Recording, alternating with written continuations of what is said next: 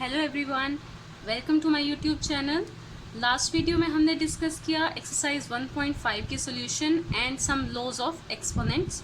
उन्हीं laws of exponent के base पे आज हम कुछ क्वेश्चंस करेंगे। So let's start with first question. You have to find the value of 64 raise to the power 1/2। 64 आपको पता है 8 का स्क्वायर होता है, मीन्स 8 × 8 होता है 64। सो यू कैन राइट 8 स्क्वायर और बाहर पावर सेम 1/2। 64 को हमने लिखा 8 स्क्वायर। अब हमने ये प्रॉपर्टी पढ़ी थी a की पावर m और ब्रैकेट के बाहर एक और पावर है n, तो हम उसे कैसे लिखते हैं a की power m × n। So using this law 8 powers आपस में मल्टीप्लाई हो जाएंगी। 2 × 1/2 it will be cancelled. Answer will be 8 raised to the power 1. That means 8. Now moving to the next part. 32 raised to the power 1/5. अब 32 किसी का square नहीं है। 6 का स्क्वायर 36 होता है, 5 का स्क्वायर 25 होता है। तो आपको जब ये किसी का स्क्वायर नहीं है या क्यूब नहीं है, you will do prime factorization method. 32 2 1s are 2, 2 6s are 12, 2 8s are 16, 2 4s are 8, 2 2s are 4 and 2 1s are 2। Count करते हैं कितने टाइम्स 2 आया। 1 2 3 4 5 टाइम्स मल्टीप्लाई करेंगे तो क्या आएगा 32, यानी 2 रेज टू द पावर 5, क्योंकि यहाँ 2 कितने टाइम्स है 5 टाइम्स। ब्रैकेट बाहर क्या पावर है 1/5। Now using the same law a raise to the power m और ब्रैकेट के बाहर है पावर n, तो ये दोनों पावर्स क्या हो जाएंगी मल्टीप्लाई। लाइकवाइज यहाँ पर 2 पावर को कर दीजिए मल्टीप्लाई, 5 से 5 cancel, 2 raise to the power 1 that is 2। Your answer will be 2। Now moving to the next part 125। अगर आप डायरेक्ट जानते हैं 5 का क्यूब होता है 125। अगर बाय चांस माइंड में ना भी आए so you can use prime factorisation method. 125 5 2s are 10, 5 5s are 25, 5 5s are 25 and 5 1s are 5। कितनी टाइम्स 5 को मल्टीप्लाई कर रहे हैं 3 टाइम्स, मीन्स 5 की पावर 3 एंड पूरी whole power 1/3। Using same rule a raise to the power m और बाहर power है n, तो ये दोनों पावर्स आपस में क्या हो जाती हैं मल्टीप्लाई, बिकॉज ब्रैकेट का मतलब ही क्या है ऑफ, यानी multiply. So multiply these powers, 3 × 1/3, 3 से 3 cancel out, you will get 5 raise to the power 1 that is 5। Now look at the next question. यहाँ पे भी आपको वैल्यू फाइंड करनी है 9 रेज टू द पावर 3/2। आपको ये चेक करना है 9 किसी का स्क्वायर है, यस 3 का स्क्वायर होता है 9, मीन्स 3 की पावर 2 और ये पावर सेम रहेगी 3/2। 9 को आपने लिखा है 3 रेज टू द पावर 2। अब ये दोनों पावर्स क्या हो जाएंगी आपस में multiply. Using same law a raise to the power m × n is a raise to the power m × n। Powers को कर दीजिए मल्टीप्लाई, 2 × 3/2, 2 से 2 cancel, 3 raise to the power 3 means 3 को 3 टाइम्स मल्टीप्लाई करना है। 3 3s are 9, 9 3s are 27। Your answer will be 27। Moving to the next part 16 raise to the power 3/4। 16 आपको पता है किसी का स्क्वायर होता है, 4 का स्क्वायर होता है 16। सो यू कैन राइट 4 स्क्वायर और उसकी पावर 3/4, बिकॉज यू नो 4 का स्क्वायर होता है 16। नेक्स्ट पावर्स क्या हो जाएंगी multiply, 2 × 3/4, 2 1s are 2, 2 2s are 4, तो क्या रह गया 4 की पावर 3/2। ये हमने देखा था, इसे कैसे लिखेंगे 4 का अंडर रूट और उसकी पावर 3। 1/2 पावर का मतलब है रूट और ऊपर है पावर 3। अंडर रूट 4 क्या होता है 2, किसका स्क्वायर रूट है 2 का और उसका क्यूब। 2 का cube means 2 × 2 × 2 that is 8। Your answer will B 8।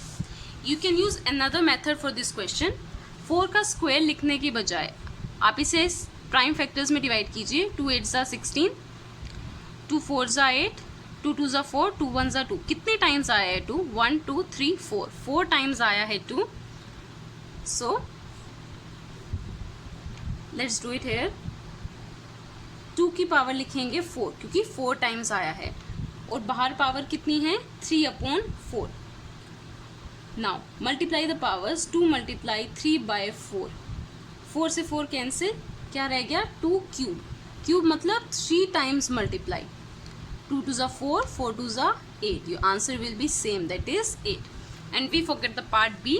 So second part, let's attempt part number second first. Second is 32 raised to the power 2/5. 32 किसी का स्क्वायर नहीं है, किसी का क्यूब नहीं है, तो ऐसे नंबर्स के लिए आप पहले प्राइम फैक्टर्स बनाएंगे। फर्स्ट क्वेश्चन में भी हमने किया था।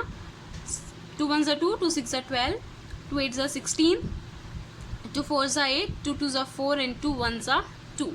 5 टाइम्स आता है, 1 2 3 4 5। सो 2 की पावर 5 और ये बाहर पावर 2/5। दोनों पावर्स क्या हो जाएंगी? Multiply. 2 raise to the power 5 multiply 2/5, ये कैंसिल हो जाएगा। क्या रहेगा? 2 की पावर 2 यानी 2 square. What is 2 square? 2 multiply 2, that is 4.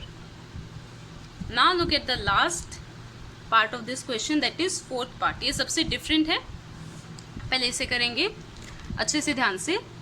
125 आपको देखना है 125 किसी का क्यूब हो या स्क्वायर हो। अगर माइंड में नहीं भी आता तो पहले आप प्राइम फैक्टर्स करके देख लीजिए। 125 फर्स्ट क्वेश्चन में भी हमने किया था। 5 2 ज़ा 10, 5 5 ज़ा 25, 5 5 ज़ा 25, 5 1 ज़ा 5। मीन्स 5 को कितने टाइम्स मल्टीप्लाई किया है? 3 टाइम्स।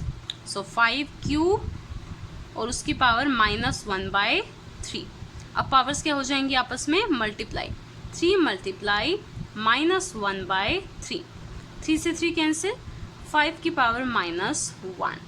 नाउ हमने एक लॉ पढ़ा था, a raise to the power -n is equals to 1/a raise to the power n। Means जो पावर नेगेटिव थी वो पावर क्या हो गई? पॉजिटिव। और a इसको हम लिख सकते हैं a/1, इसका हमने रेसिप्रोकल कर दिया 1/a।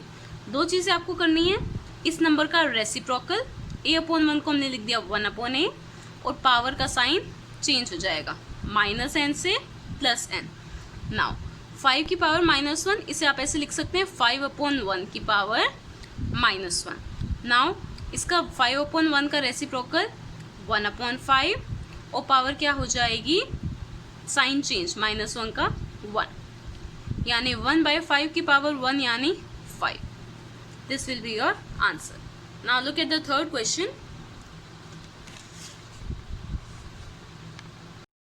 थर्ड क्वेश्चन में आपको करना है simplify. You don't have to find the value, आपको सिर्फ सिंप्लीफाई करना है। 2 raise to the power 2/3 multiply 2 raise to the power 1/5। First of all ये जो डॉट का सिंबल है, this is multiply not decimal. जब डेसिमल होता है वो दोनों नंबर्स के यहाँ नीचे होता है, और डॉट यानी मल्टीप्लाई जो होगा वो बिल्कुल सेंटर में होगा। So that is the main difference. अब देखिए यहाँ पर इन दोनों में ये जो बेस है 2, ये दोनों में क्या है? सेम। जब भी बेस सेम है और पावर्स हैं डिफरेंट, यहाँ है 2/3, यहाँ है 1/5, ऐसे केस में ये बेस तो हम लिखेंगे ओनली 1 टाइम 2, और ये पावर दोनों हो जाएंगी प्लस, यानी ऐड 2/3 + 1/5। ये हमने लॉ पढ़ा था, a raise to the power m multiply a raise to the power n। ये दोनों क्या होंगे? सेम। तो पावर्स क्या हो जाएंगी? ऐड। नाउ पावर्स को करना है ऐड। इसका लेंगे एलसीएम, 3 और 5 का एलसीएम 15। 3 को डिवाइड करेंगे, 15 कब आता है 3 की टेबल में? 5 ज़ा, एंड 5 2 ज़ा 10, प्लस 5 की टेबल में 15 कब आता है? 3 ज़ा, 3 1 ज़ा 3। सो 10 + 3 13/15। This will be your answer. ऐसा ही सेम पहले हम देखते हैं last part, that is fourth part. इस पार्ट में ये बेस डिफरेंट है, बट ये पावर क्या है? ये पावर है सेम, 1/2। जब भी ऐसा होगा हम क्या करेंगे? इन दोनों नंबर्स को मल्टीप्लाई, 7 और 8 को मल्टीप्लाई और पावर को हम एक ही बार लिखेंगे बाहर। ये कौन सा लॉ था? It was a raise to the power m into b raise to the power m। ये दोनों पावर सेम है, इसे हम कैसे लिखेंगे? a मल्टीप्लाई b की power m multiply these two numbers. So you must know the difference. अगर base same है और बीच में मल्टीप्लाई है, और अगर बेस डिफरेंट है और पावर सेम है। नाउ 7 मल्टीप्लाई 8 56, 56 की power 1/2, that will be your answer. Now look at the second part. 1/3 cube 3 की पावर 3 होल, इन दोनों की पावर 7। इसका मतलब है न्यूमरेटर की पावर भी 7 और डिनोमिनेटर यानी 3 क्यूब इसकी पावर भी 7। 1 की पावर 7 मीन्स 1 को 7 टाइम्स मल्टीप्लाई करना है, तो आंसर क्या आएगा? 1 ही आएगा, दैट इज सेम 1। नाउ अब ये दोनों पावर्स क्या हो जाएंगी? मल्टीप्लाई, a की पावर m और बाहर n, तो क्या हो जाता है? a की power m multiply n। 3 multiply 7, 3 multiply 7, 1/3 7 सा 21, तो 3 की पावर 21। नाउ जो हमने लास्ट पार्ट में लॉ लगाया था, इसे कैसे लिखेंगे हम? ये आ गया हमारा 1/3 की पावर 21। अब ये जो 1/3 है इसका करना है रेसिप्रोकल यानी 3, और पावर का साइन हो जाएगा चेंज यानी -21। कौन से लॉ से किया हमने? 1/a की power n is equal to a की पावर -n, यानी इस नंबर का रेसिप्रोकल 1/a का रेसिप्रोकल a, ऐसे ही 1/3 का रेसिप्रोकल 3। पावर का साइन चेंज हो जाएगा, यहाँ पावर थी +n, यहाँ क्या हो गई? -n। यहाँ पे थी 21, यहाँ क्या हो गई? -21। Now look at this. इस क्वेश्चन में भी ये बेस तो सेम है, बट दोनों क्या है? डिवाइड। ठीक है, यहाँ पे क्या था? दोनों मल्टीप्लाई, यहाँ है डिवाइड। जब भी बेस सेम है और डिवाइड में है तो ये पावर्स होती हैं सब्ट्रैक्ट, यानी 11, ये दोनों पावर्स को आपस में कर दो सब्ट्रैक्ट। ये जो बेस सेम है उसे एक ही बार लिखना है। ये हमने किस लॉ से किया है? a की पावर m अपॉन a की power n is equal to a की power m minus n। Now 11 raise to the power 1/2 minus 1/4। Now take the LCM. 2 and 4 का एलसीएम 4, 2 ज़ा 4 होता है 2 की टेबल में, 4 कब आता है? 2 ज़ा, तो 2 1 ज़ा क्या आ जाएगा? 2। 4 की टेबल में 4 कब आता है? 1 ज़ा, तो यहाँ क्या रह जाएगा? 1। 2 minus 1 1/4, that will be your final answer. So that's it for exercise 1.6 of class 9. If you like my videos, please like, share and subscribe. And if you have any doubt in any question, you can ask me in the comment section. Thank you so much.